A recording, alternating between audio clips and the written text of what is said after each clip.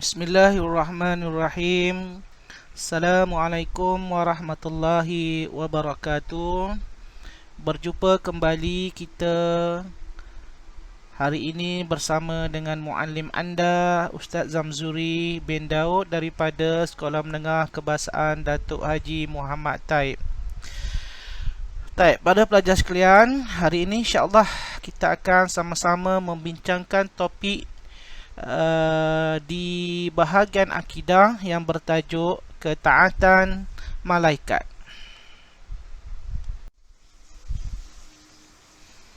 Pada pelajar sekalian,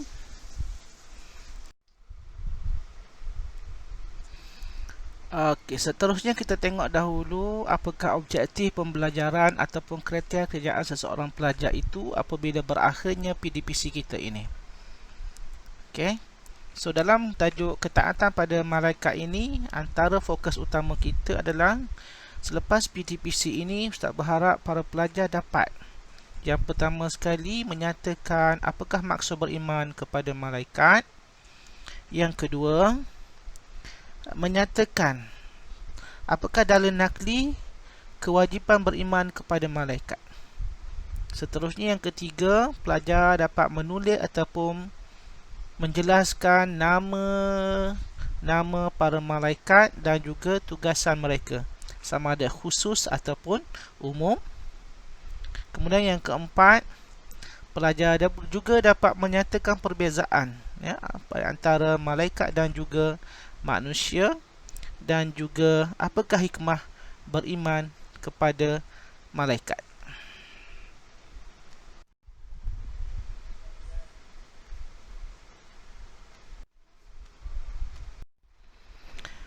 Kepada sekalian, kita tengok dahulu apakah yang dimaksudkan dengan beriman kepada malaikat.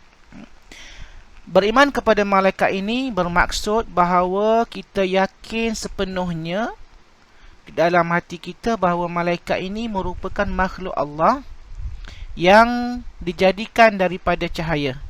Berbeza dengan manusia, manusia dijadikan daripada tanah. Jadi malaikat ini adalah satu makhluk Allah yang senantiasa mentaati segala perintah Allah dan tidak pernah melanggar larangannya. Berbeza dengan manusia, Manusia ini ada kadang-kadang ada yang taat, ada yang ingkar perintah Allah Subhanahu wa taala.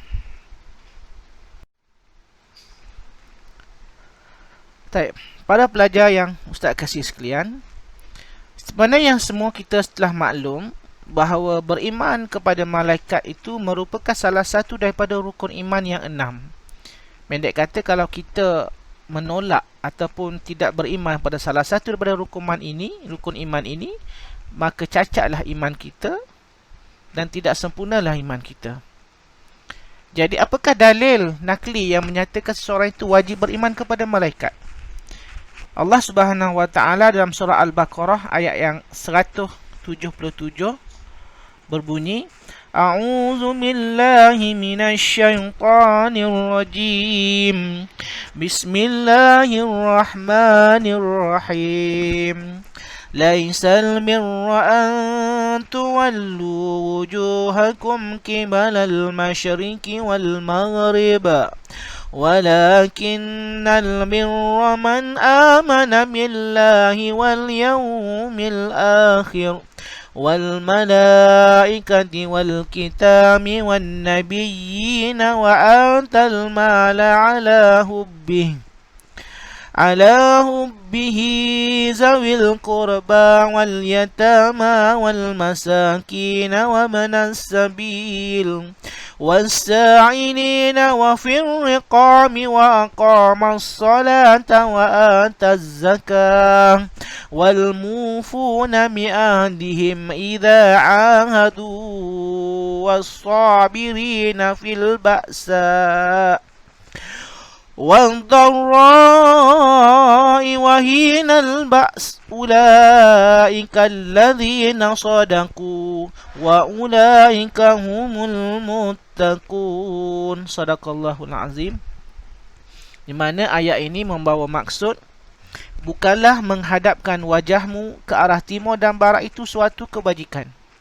Akan tetapi sesungguhnya kebajikan itu ialah beriman kepada Allah, hari kemudian, malaikat-malaikat, kitab-kitab, nabi-nabi, dan memberikan harta yang dicintainya kepada kerabatnya, anak-anak yatim, orang-orang miskin, para musafir, yakni mereka yang memerlukan pertolongan, dan juga orang-orang yang meminta-minta, serta memerdekakan hamba sahaya, mendirikan solat, menunaikan zakat, dan orang-orang yang menepati janjinya apabila ia berjanji, dan orang-orang yang sabar dalam kesepitan, penderitaan, dan dalam peperangan. Mereka itulah orang-orang yang benar imannya, dan mereka itulah orang-orang yang bertakwa.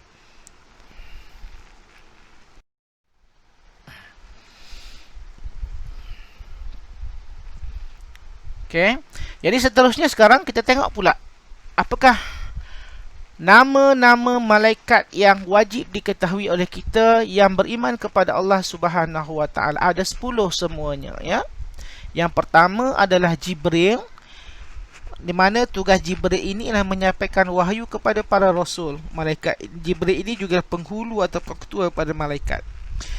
Yang kedua Mikail. Mikail tugasnya adalah menjaga rezeki, menurunkan hujan, dan juga menumbuhkan tanaman, ya. Yang ketiga Israfil. Israfil bertugas meniup sangkakala. Ya, sangkakala ini umpama trompet lah, di mana kali pertama malaikat ini tiup, maka semua makhluk yang ada di atas muka bumi ini akan mati, dan dunia akan hancur lebur.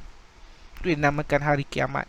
Dan tiupan yang kedua, manusia semua akan dibangkitkan dan dihimpunkan di padang mahsyar untuk sama-sama menghitung amalmu sepanjang dia hidup di atas muka bumi ini di hadapan Allah Subhanahu Wa Taala, ditimbang di atas neraca, kemudian melalui titian siratal mustaqim dan menuju kepada syurga ataupun neraka. Kemudian Israel, ya. Israel tugas dia mencabut nyawa semua makhluk yang bernyawa. Okey, malaikat ini sentiasa datang kepada kita, ya, melihat sama ada masa kita dah sampai ataupun tidak, ya. Banyaknya kalau kita tengok tanda-tanda orang yang akan sampai ajalnya, ya. Banyaknya tengok, ya. Kemudian Raqib dan Atid, ya. Raqib dan Atid ni tugas dia mencatat amalan baik dan juga mencatat amalan jahat manusia. Okay, malaikat yang seterusnya adalah Munkar dan Nakir. Dua malaikat ini bertugas, ya, menyoal orang mati di dalam kubur, ya, di mana di antara soalan-soalan yang akan disoal kepada mereka yang ada dalam kubur adalah Man Rabbuka. Ya, okey, soalan ini banyaklah. Ada setengah-tengah ustaz ada bagi tahulah, ada soalan-soalan bocor setengah jawapannya sekali. Namun begitu, di lubang kubur besok belum tentu kita akan dapat menjawabnya, kerana yang menjawab bukan mudah, bukan lidah, bukan mulut kita, tetapi amalan solat kita. Kemudian malaikat Malik, ya, malaikat yang sangat bengis ini menjaga neraka dan juga Ridwan, ya, menjaga syurga. Okey, seterusnya para pelajar yang dikasihi sekalian, kita tengok pula apakah tugas-tugas umum para malaikat ini di samping tugas-tugas khusus yang kita bincangkan sebelum ini. Di antara tugas-tugas umum malaikat ini adalah menanggung arash, ya, menanggung kekuasaan Allah Subhanahu Wa Taala. Okay, tugasan yang kedua ialah sentiasa bertasbih kepada Allah Subhanahu Wa Taala. Kemudian malaikat juga sentiasa mendoakan kesejahteraan serta keampunan kepada orang-orang Islam yang taat melaksanakan segala titah perintah Allah Subhanahu Wa Taala. Okey. Tugas lain malaikat juga adalah antaranya adalah menghamparkan sayap kepada orang yang menuntut ilmu. Itu pentingnya kita menuntut ilmu, ya, di mana malaikat sentiasa mendoakan kita dan melebarkan sayap dia kepada orang-orang yang menuntut ilmu. Amat malang pada orang-orang yang malas, ya. Kemudian tugas umum malaikat juga adalah membisikkan kebaikan ke dalam hati manusia, ya. Kalau ada rasa nak lakukan baik, itu malaikat yang suruh kita buat. Tapi kalau tiba-tiba ada perasaan nak buat jahat, itu percayalah, itu bukan malaikat tetapi adalah syaitan. Alright. Baik. Para pelajar yang ustaz kasih sekalian, setelah kita melihat ya, tugas-tugas umum malaikat, kita tengok pula apakah perbezaan ya yang ketara di antara malaikat dan juga manusia. Di mana yang kita ketahui sebelum ini, malaikat dijadikan daripada cahaya, manusia dijadikan daripada tanah. Ya. Okey. Malaikat memiliki sayap, manusia tak ada sayap. Kalau ada sayap tu kapal terbang, ya. Kalau tengok Superman boleh terbang, itu bohong semuanya. Okey. Kemudian malaikat tidak mati sehingga hari kiamat. Tetapi manusia ini mati. Ada yang umur 10 tahun, ada yang umur setahun, 2 hari, 3 hari, ada yang 60 tahun, ada yang 70 tahun dan sebagainya. Tapi di mana yang kita tahu, setiap yang hidup itu pasti akan mati. Malaikat ialah makhluk yang tidak makan, tidak minum, tidak berkahwin, tidak beranak, tidak bernafsu dan lain-lain sifat manusia. Manakala manusia pula makan, minum, berkahwin, beranak, bernafsu dan lain-lain sifat semula jadi manusia. Semua benda dia bedal, ya. Besi dia makan, kayu dia makan. Ya. Contohnya ikan kayu, belimbing besi. Okay. Semua itu manusia. Itu nama manusia. Kemudian malaikat sentiasa melaksanakan perintah Allah. Manakala manusia pula ada yang taat, ada yang ingkar perintah Allah Subhanahu wa Ta'ala. Okey. Setakat ini ada masalah. Ada apa-apa perbezaan, ada masalah yang tak faham, boleh tanyalah ya. Okey. Kita tengok secara khusus pula. Ya. Perbezaan tugas manusia dan juga malaikat. Kita tengok malaikat dahulu ya. Malaikat senantiasa melaksanakan tugas dengan taat dan melaksanakan tanpa balasan pahala. Yang kedua, malaikat senantiasa beribadat kepada Allah dan tidak diperintahkan untuk memakmurkan kehidupan di dunia. Berbeza dengan manusia. Okey, mana-mana manusia melaksanakan tugas dengan pilihan dan akan diberi balasan pahala sekiranya mereka melakukan kebaikan. Sebaliknya mereka akan mendapat balasan dosa sekiranya melakukan maksiat ataupun kejahatan. Okey. Selain daripada itu, manusia juga ya, selain beribadat kepada Allah, manusia juga diwajibkan untuk memakmurkan kehidupan di dunia ini. Sebab itulah manusia dilantik sebagai khalifah, okey, untuk memakmurkan kehidupan di atas muka bumi ini. Okey. Namun begitu, kalau kita tengok hari ini, banyak kehancuran telah berlaku di atas muka bumi ini sebabkan manusia itu sendiri. Ya? Manusia tidak sedar diri ya, menyalahgunakan kemajuan teknologi dan sebagainya. Okey. Yang terakhir ya. Sebelum kita mengakhiri perbincangan kita pada kali ini, kita tengok dahulu apakah hikmah beriman kepada malaikat ini. Okey.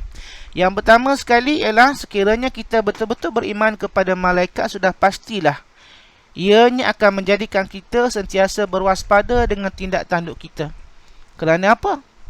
Kerana kita yakin ya, malaikat senantiasa mencatat segala amalan kita yang kita lakukan, baik sama ada terbuka ataupun tersembunyi. Orang nampak ataupun tidak nampak, malaikat setia mencatat segala yang kita buat. Yang kedua, sudah pastinya ya, kalau kita betul-betul beriman kepada malaikat, dia boleh menggalakkan kita supaya sentiasa memperbanyakkan amal ibadah kita kepada Allah. Kerana malaikat sentiasa memerhatikan kita di mana saja kita berada. Yang ketiga, beriman kepada malaikat juga boleh membentuk peribadi seseorang muslim itu untuk menjadi muslim yang sejati dengan cara melaksanakan segala suruhan Allah dan juga meninggalkan larangan Allah Subhanahu wa Ta'ala. Kemudian boleh meningkatkan keimanan kita kepada Allah. Ialah kita yakin ya, apabila kita sedar ada makhluk yang memerhati dan mencatatkan amalan kita, sudah tentulah kita akan sentiasa meningkatkan keimanan kita kepada Allah Subhanahu wa Ta'ala. Manakala yang terakhir ya, boleh memberi keinsafan betapa kita ini insan yang lemah dan menjadi kewajipan kepada kita untuk mengabdikan diri kepada Allah Subhanahu wa Ta'ala. Sebenarnya banyak lagi ya hikmah beriman kepada malaikat. Okay, para pelajar boleh tengok balik dalam buku teks dan juga boleh buat rujukan kepada internet. Banyak ya sumber-sumbernya yang kita boleh capai sekarang ya. Okey. Para pelajar yang Ustaz kasihan sekalian, yang Ustaz kasihi sekalian, Ustaz rasa cukuplah sekadar itu dahulu pertemuan kita pada kali ini. Okey, jadi insya-Allah nah, okey.